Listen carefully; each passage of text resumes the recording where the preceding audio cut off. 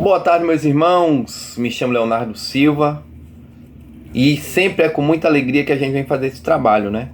Desde a pandemia até hoje, o último trabalho online, e a gente todo mês está por aqui com a graça de Deus e com as oportunidades nos dadas pela diretoria da casa, em nome do meu irmão aí, Bugley, que sempre está nos dando essa oportunidade de trabalho, que eu sempre digo que é o que nós estamos precisando para melhorar. Hoje nós vamos estar falando de um tema bem propício, né? Que é amanhã de meia-noite, na virada do ano, saímos de 2023 para 2024, um ano novo.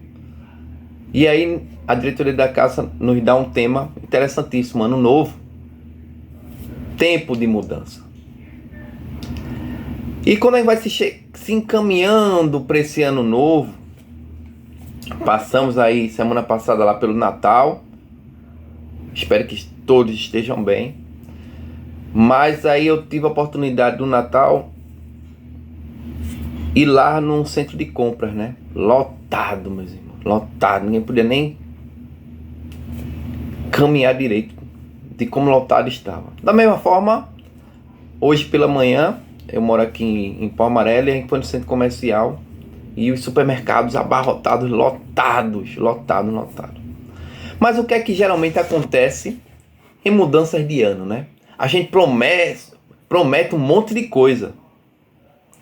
Emagrecer, ganhar massa muscular, fazer exercício físico, deixar de comer açúcar, arrumar um novo amor, né? Um novo emprego, tentar gastar menos. Também na virada de ano nós vamos para a praia, dar lá 7 pulinhos das ondas, se vestir de branco, um de amarelo, um de vermelho e assim. Tentamos fazer essa mudança material falando, né, das coisas. Mas nós, enquanto espíritas, tendo a consciência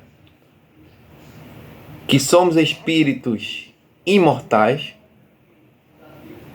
também acreditando na reencarnação, sabendo também que nós não estamos de passagem no planeta, não estamos de boresta, como diz o Matuto, né? Só passando, o que eu fizer aqui tá bom, se eu não fizer tá bom. Nós temos essa consciência. E aí eu trago para nós uma mensagem de Chico, quando ele diz assim: embora ninguém possa voltar atrás e fazer um novo começo, qualquer um pode começar agora e fazer um novo fim. Que mudança é essa que nós estamos procurando, espiritualmente falando?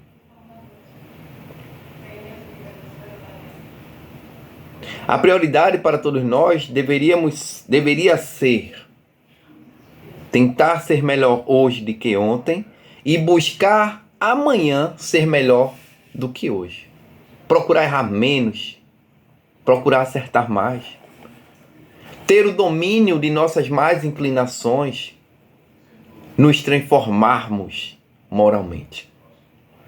Perdoar, praticar a caridade e amar ao próximo como a nós mesmos.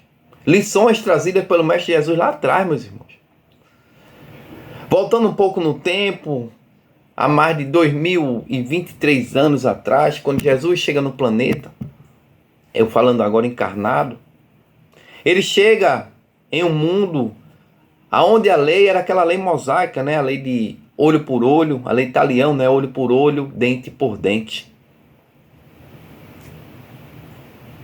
E chega Jesus, um espírito de alta envergadura, trazendo consigo uma lei chamada lei de amor. Em uma época onde os homens tinham direito por lei de que se alguém fizesse mal a ele, ele teria direito por lei de fazer o mal também para com aquela criatura. E aí a gente tem um grande exemplo lá da passagem da adúltera, né? Onde Jesus ele é questionado pelos doutores da lei. Mestre, essa mulher foi pega em adultério. A lei mosaica diz que ela tem que morrer por apedrejamento. O que diz tu? E aí Jesus, como todos nós sabemos, diz: atira a primeira pedra que não tiver pecado, né? Ninguém atira essa primeira pedra. Os mais velhos saem, ficam os mais novos saem também. Fica Jesus e essa mulher. Jesus questiona: mulher, cadê teus acusadores? foram embora. Ninguém te acusou, não. E aí Jesus, um espírito de alta envergadura, um espírito que poderia dizer àquela mulher, você errou, você fez isso, coisa e tal, lá, simplesmente disse a ele, quem sou eu para te acusar? Vai e não peques mais. Como falei, um espírito de alta envergadura moral, que veio em uma época para mostrar a nós, no tempo de hoje, que ainda erramos um bocado. Não seguimos aquilo que ele nos apresentou lá atrás. E nós nos intitulamos cristãos, viu? E o cristão é aquele que segue o que o Cristo pregou e ensinou. O interessante é que esse tempo de mudança, né? Que a gente só olha essa mudança materialmente falando. Eita, vai chegar 2024. Oxe, eu quero ter um carro novo, eu quero ter uma casa nova. N promessas que fazemos, mas esquecemos da nossa mudança íntima, da nossa reforma íntima. Como falei, tentar ser melhor hoje do que ontem e amanhã melhor do que hoje. Lutar contra essas más inclinações que nos são apresentadas a todo momento. No Evangelho segundo o Espiritismo, no capítulo intitulado O Dever, o Espírito que traz a mensagem, ele diz, o dever é primeiro para contigo. Eu tenho que melhorar primeiro. E depois para com o outro. Então, através do meu exemplo, eu consigo modificar pessoas. Como falei, a única pessoa que eu posso mudar sou eu mesmo, meus irmãos. Que é um exemplo bem... Aquele irmão ou aquela irmã que se utiliza de drogas ilícitas. Ou a bebida. Ou alcoólatra, ou viciado em droga. Você pode ter um milhão de reais. Colocar ele na melhor clínica do mundo. Se ele não quiser mudar, não vai servir de nada. Quando ele sai de lá, ele continua praticando a mesma coisa. Porque tem que vir de dentro para fora. É o que a mensagem lá no Evangelho nos fala sobre o dever. Primeiro, o dever é para contigo. Melhore. E através dos seus exemplos, as pessoas observando, eita, Léo melhorou. Eita, eu posso ser também igual a Léo. Eu não estou aqui dizendo que quando a gente melhora, a gente quer melhorar para mostrar para o mundo. Não. Primeiro, quando eu melhoro, eu me mostro. Eita, eu sou uma pessoa melhor do que 1 ano ou 2 anos atrás. Eita, eu sou melhor do que há 10 anos atrás. Se acontecesse isso que aconteceu comigo hoje, se fosse lá atrás, eu acho que eu ia me perder. Então essa reforma íntima, ela é bem necessária para o tempo de mudança. Para a gente começar agora, 2024, com o pé direito, né? Como nas reportagens. Não, para começar com o pé direito, você faz isso. Para começar com o pé direito, vamos nos melhorar, nos reformar. Como a mensagem de Chico falou, ninguém talvez possa modificar lá o começo, mas pode fazer um novo recomeço. Aquilo que eu errei talvez eu não consiga modificar, mas eu de hoje para frente eu vou ser uma pessoa melhor. Mas Léo, eu tenho 60 anos, 50, 40, 30, 20. Eu errei um bocado na minha vida. Será que se eu começar a melhorar de agora para frente, vai servir de alguma coisa? Vai, meu irmão. Com certeza vai. E aí, quando a gente fala lá de reforma íntima, a gente vai aqui para o que diz, né? O que é reforma íntima? Reformar é formar novamente, dar nova forma. Reforma íntima nada mais é do que dar nova direção aos valores que já possuímos e corrigir deficiências cujas raízes ignoramos ou não temos motivação para mudar. Como falei, depende de mim melhorar. Como ter um 2024 melhor do que o ano 2023? Me melhorando, me reformando. Nós somos espíritas, meus irmãos. O slogan da nossa doutrina é que fora da caridade não há salvação. No Livro dos Espíritos, Kardec pergunta à espiritualidade como entendia Jesus a caridade. E ele responde, benevolência para com todos, indulgências e imperfeições alheias, perdão das ofensas. Como eu quero ter um 2024 melhor, se eu não trabalhar a benevolência, ser bom indistintivamente para com todos aqueles que estão ao meu derredor. Se eu não for indulgente, se eu não praticar a caridade. Ontem eu estive em uma palestra ministrada por Feijó, que já foi presidente da Federação Espírita Pernambucana, e ele trouxe um dado que eu fiquei alarmado. Ele trouxe um dado da ONU que diz que no Brasil 17 pessoas morrem de fome todos os dias, meus irmãos. É muita coisa. E na nossa ceia de Natal, que foi semana passada, fez 8 dias hoje, se eu não me engano, né? Foi de sábado para domingo. No domingo de manhã, ou na segunda, a quantidade de comida que sobrou e que nós não conseguimos consumir foram para o lixo.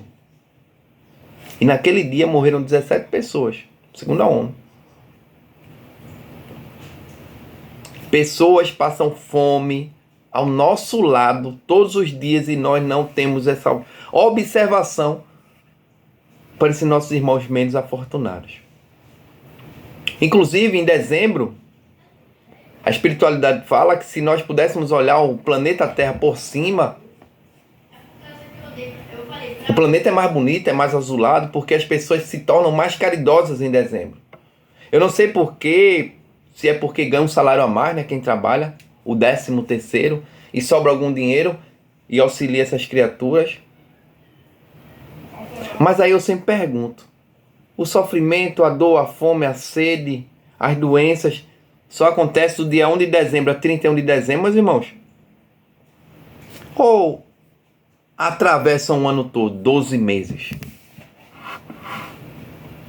Por que não praticamos essa caridade que praticamos em dezembro, janeiro, em fevereiro, em março, abril, maio, junho, julho, agosto, setembro, outubro, novembro e dezembro também? Para que nós precisamos nos reformar? Mateus, ele disse uma coisa lá no capítulo 5, no versículo 48. Portanto, sede perfeito assim como vosso Pai Celestial é perfeito. Mas Léo, eu vou ter a perfeição de Jesus? Como eu chegarei a Jesus? É interessante que a espiritualidade bondosa e amiga nos fala que, inclusive, Deus foi criado simples e ignorante como eu e vocês. Da mesma forma, meus irmãos. Ele não teve privilégio, não. O que eu sofro e sofri, ele sofreu e sofreu. Ele passou pelo sofrimento. A diferença de Jesus para Léo é que Jesus seguiu numa retidão. E chegou num grau de espiritualidade tão alto que hoje ele governa o planeta Terra. Hoje ele nos auxilia. Ele reformou, ele mudou, meus irmãos. Nós estamos à porta da regeneração. Desse movimento planetário para a mudança, para a melhoria. Alguém pode estar dizendo aí, mas Léo, desde quando eu me entendo por gente, desde quando eu sou espírita, eu escuto que essa regeneração vai chegar, lá. E eu tenho a convicção, meus irmãos, que a regeneração está desde o primórdio, desde quando Jesus veio ao planeta, se começou essa mudança para a regeneração. Quem lê o livro aí, Exilado de Capela, vai entender mais ou menos aquilo que eu vou comentar agora. O planeta Capela, ele evolui enquanto planeta. Os habitantes que neles viviam, que evoluíram juntamente com o seu planeta, seguiram a evolução. O planeta se regenerou. Mas aqueles espíritos que não regeneraram, aqueles espíritos que não mudaram, e aí a espiritualidade nos mostra que nós crescemos em duas vertentes, moralmente e intelectualmente. A mais importante é a moral. E nos falam que elas não crescem lado a lado, uma mais do que a outra, uma menos, e assim vai. Porque eu sempre digo que crescer intelectualmente é fácil. Eu tenho uma irmã que está fazendo agora psicologia. 5 anos, se eu não me engano. 4 são 5 anos. Mas é rápido. Ontem eu tinha 20, hoje eu tenho 42. É rápido demais, meu irmão. 2, 3, 10, 20 anos é muito rápido.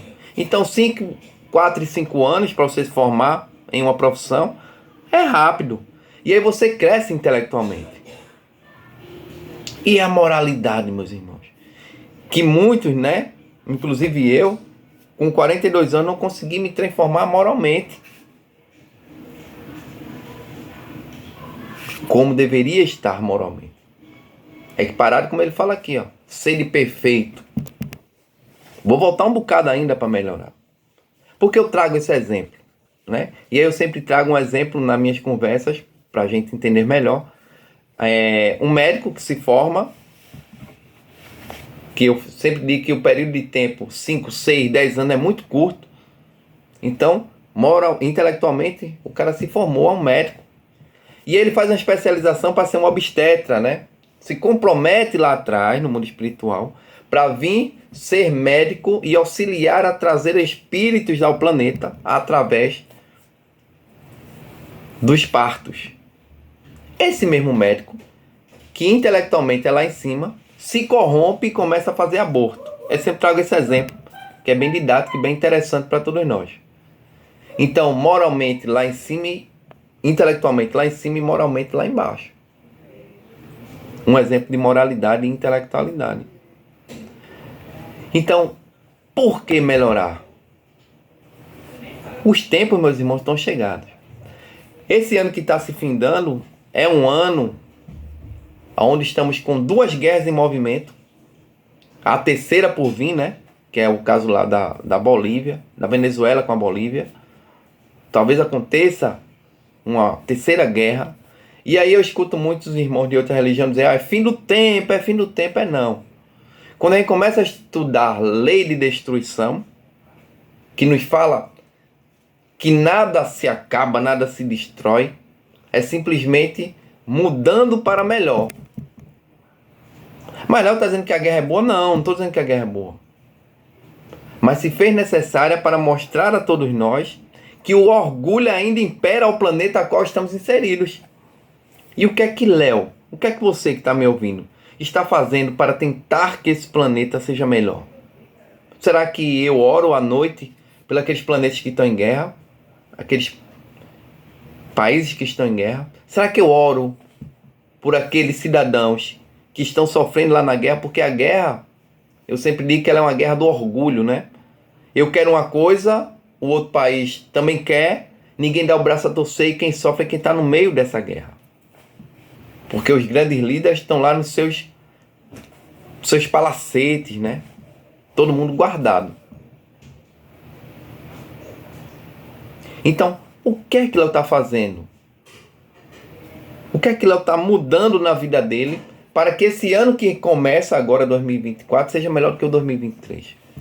Porque não tem ano ruim não, viu, meus irmãos? Lembrem-se que passamos lá pela pandemia, em 2019, 2020. Quantos desencarnaram? Ficamos enclausulados em nossas casas. Inclusive, né, esses trabalhos feitos online começou devido à pandemia. E nós estamos aqui, ó, conversando. Quem imaginava que a gente ia passar por aquilo e acabar como acabou? Morreram muita gente. Mas deveríamos ter saído de lá, da pandemia, mais depurados. Mas acontece que continuamos do mesmo jeito. No começo ainda com um pouco de medo, não, bora melhorar, bora fazer isso. Mas depois que tudo cessou, voltamos a ser o mesmo homem velho falado lá por Jesus. Em vez de sermos um homem novo, melhorar. E aí no Livro dos Espíritos, vê que interessante. Na questão 132, Kardec pergunta: por que a finalidade da encarnação? Por que é a finalidade da encarnação? Qual o objetivo da encarnação? E aí os Espíritos respondem: Deus lhe impõe a encarnação com o fim de fazê-lo chegar à perfeição. Mas para alcançarem essa perfeição, tem que sofrer a vicissitude das existências corpóreas. Nisso é que consiste a expiação. Estamos num mundo de prova e expiação, aonde a felicidade não é plena, é relativa, mas que mais pedimos do que agradecemos. Como falei no final do ano, a gente pede muito. Pedimos paz, mas não nos utilizamos da paz. Pedimos amor, mas não damos amor.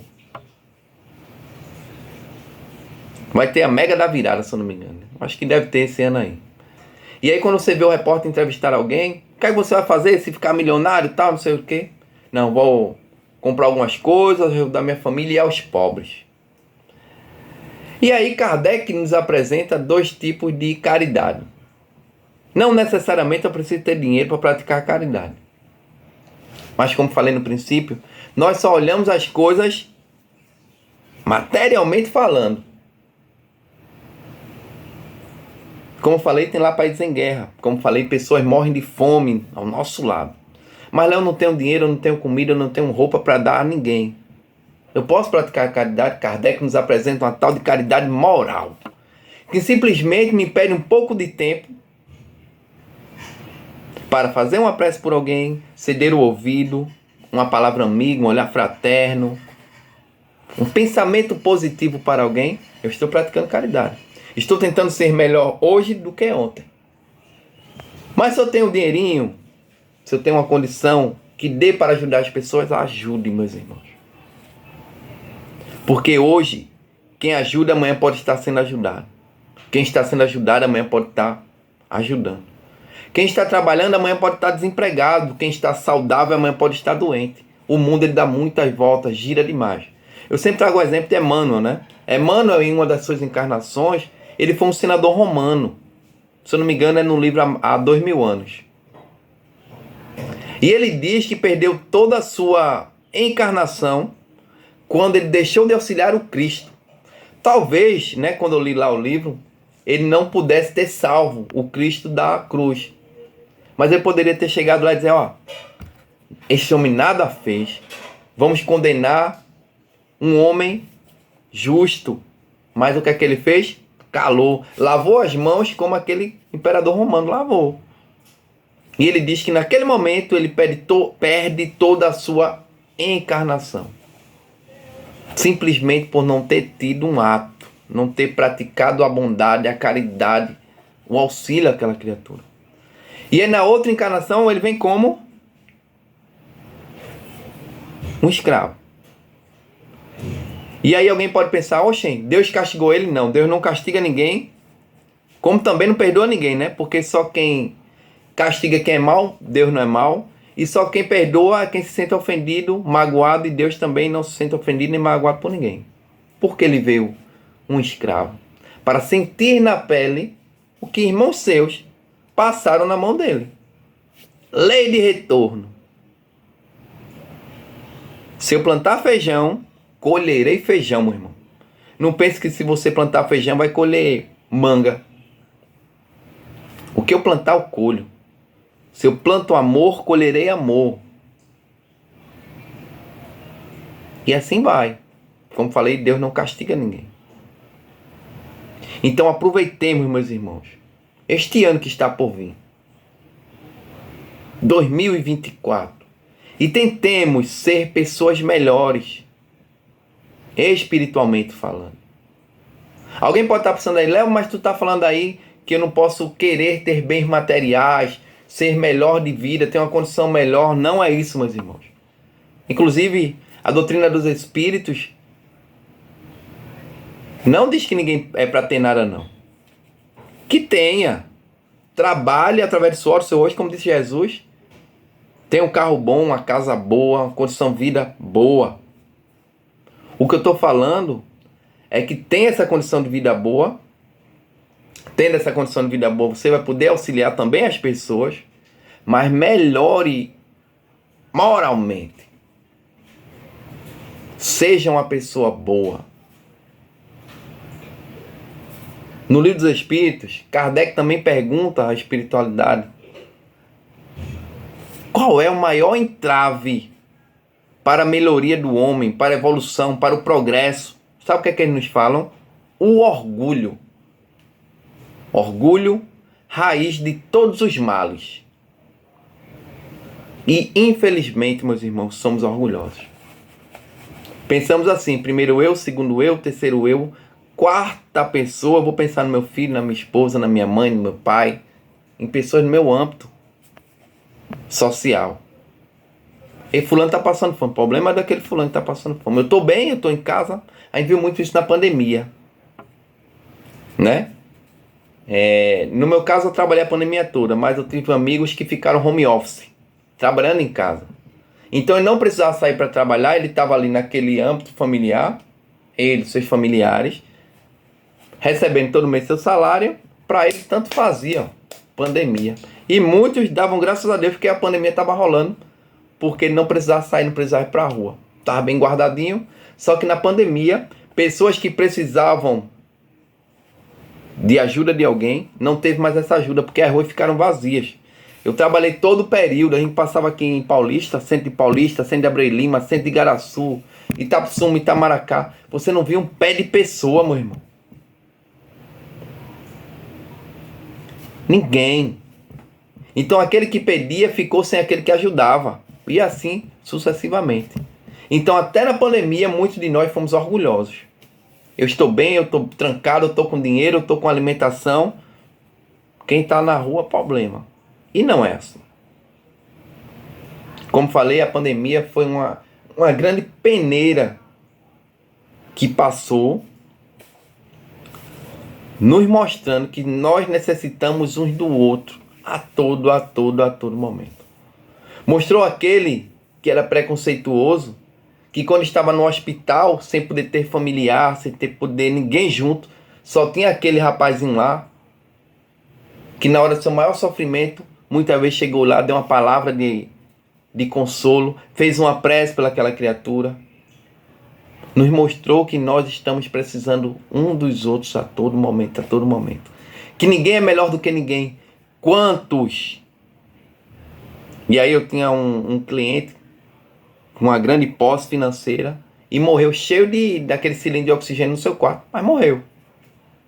E naquele mesmo período, na Amazônia, se eu não me engano, ou foi Manaus, pessoas morriam por falta de 1 metro cúbico de oxigênio. Enquanto uns tinham aqui muito, lá não tinha nada, meu irmão. Somos orgulhosos até na dor. Então o tempo é chegado, meu irmão. A espiritualidade nos fala que a principal encarnação é a atual, é a que estamos passando. Essa é a mais importante. Eu sempre costumo dizer que o mundo espiritual, a fila está enorme para voltar ao planeta. E espíritos que estão lá no primeiro para reencarnar, daria tudo para estar no meio no seu lugar, sofrendo, passando por tudo que eu e você está passando. Simplesmente pela oportunidade de retornar ao planeta e tentar ser um espírito melhor do que foi. E nós, com a oportunidade que estamos tendo hoje, estamos deixando passar e escorrer por dentro dos nossos dedos. Não estamos aproveitando as oportunidades que o Criador está nos oferecendo a todos os dias. Eu tenho um grande amigo chamado Pedro Lins, vocês conhecem, que quando eu comecei a estudar um pouco de doutrina, ele me disse uma vez: Léo, não perca a oportunidade de fazer o bem, pois talvez essa oportunidade não retorne para você. E eu fiquei pensando, meu Deus, perdi a oportunidade de fazer bem. Se eu não fizer bem agora, eu faço depois. E aí, com a maturidade que a gente vai adquirindo no decorrer do tempo, já estou com 42 anos, foi uma grande verdade que ele me disse. Não percam a oportunidade de ajudar, de auxiliar. Não percam. A espiritualidade nos diz que nós somos responsáveis por todo o bem que deixamos de fazer. Bem que interessante. Responsável por todo o bem que deixamos de fazer e por todo o mal que praticamos. Nos deixando em uma posição de ação, de ir para frente, de avante, de fazer. Mas, Léo, esse ano 2023 não foi muito bom para mim, não. Tive algumas percas, perdi emprego, aconteceu isso, aconteceu aquilo. Mas você está aí, meu irmão, tendo novas oportunidades a todo amanhecer do dia para você melhorar, evoluir. Eu costumo dizer que felicidade e infelicidade é um ponto de vista de quem observa. Para encerrar, que já está chegando o nosso tempo, eu vou trazer uma passagem de Jesus. E eu já falei algumas vezes aqui, mas eu nunca me canso de falar desse ponto de vista de quem observa. Jesus vinha caminhar com seus discípulos e no meio do caminho encontrou um animal morto, podre. E os apóstolos que estavam com Jesus, com a visão que nós temos hoje, de bom e de mal, começaram a reclamar. Que imagem feia, que cheiro absurdo. Todo mundo começou a reclamar. E Jesus se aproveitando sempre das oportunidades para trazer lições para nós, a princípio para aqueles homens e depois para nós. Ele disse, realmente, a visão não é das mais bonitas, o cheiro não é dos mais agradáveis. Mas enquanto vida esse animal tinha, veja que linda dentição ele tinha.